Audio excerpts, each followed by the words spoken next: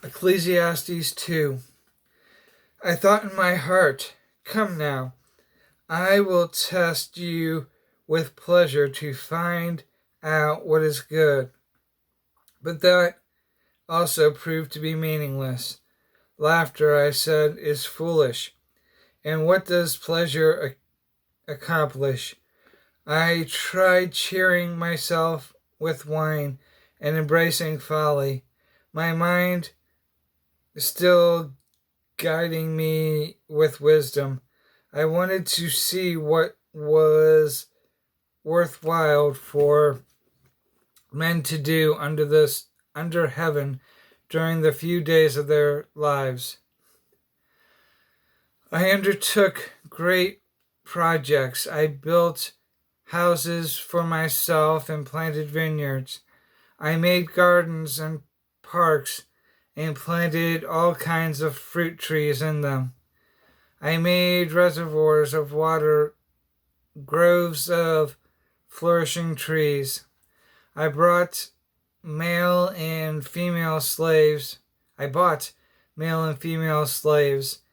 had other slaves who were born in my house.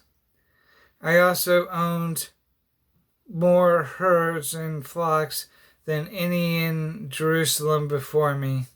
I amassed silver and gold for myself, and the treasure of kings and provinces. I acquired men and women singers and a harem as well. The delights of the heart of man. I became greater by far than anyone in Jerusalem before me. In all this, my wisdom stayed with me. I denied myself nothing my eyes desired. I refused my heart no pleasure. My heart took delight in all my work, and this was the reward for all my labor.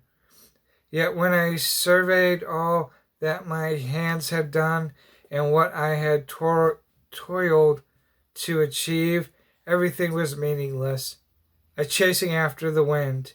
Nothing was gained under the sun. Then I turned my thoughts to consider wisdom, and also madness and folly. What more can the king's successor do than what has already been done? I saw that wisdom is better than folly, just as light is better than darkness. The wise man has eyes in his head, while the fool walks in the darkness. But I came to realize that the same fate overtakes them both. Then I thought in my heart, the fate of the fool will overtake me also. What then do I gain by being wise? I said in my heart, this too is meaningless, for the wise man, like the fool, will not be long remembered. In days to come, both will be forgotten. Like the fool, the wise man too must die. So I hated life, because the work that is done under the sun was grievous to me. All of it is meaningless, a chasing after the wind. I hated all the things I had toiled for under the sun, because I must leave them to the one who comes after me.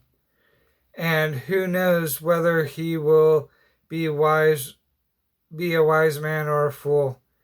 Yet he will have control over all the work into which I have poured my effort and skill under the sun. This too is meaningless. So my heart began to despair over all my toilsome labor under the sun. For a man may do his work with wisdom, knowledge, and skill, and then he must leave all he owns to someone who has not worked for it. This too is meaningless and a great misfortune.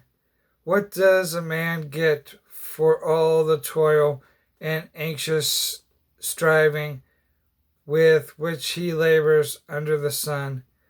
All his days his work is pain and grief. Even at night his mind does not rest.